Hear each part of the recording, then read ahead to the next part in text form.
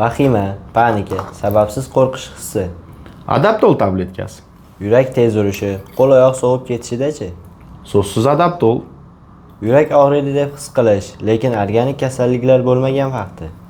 Adaptol yordamga shoshadi. Doimiy ichki buzilish, tez qo'rquvga tushishchi? Adaptol tabletkasi. O'lib qolaman degan his-tuyg'u o'tishi. Adaptol tabletkasi. Xo'p, asab qo'zg'alishi va undagi o'ychanlik Adaptol tabletkasi.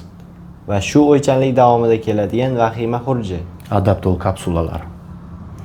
Adaptol kapsulalari bu inson asab tizimi va stress va xavotirdagi samarali vosita bo'lib, bu anksiyolitik preparat hisoblanib, boshqa preparatlarga nisbatan insonni stressda, xavotirda kuchli uyqu chaqirmaydi va tranquilizatorlarga qaraganda mutlaqo yengil, xavfsiz bo'lgan preparatlardan biri hisoblanadi. Ushbu Adaptol tabletkasi 300 va 500 mg da chiqadigan tabletka va kapsula bo'lib, buni ichishdan oldin instruksiyasini o'qing va nevropatolog bilan albatta maslahatlashing.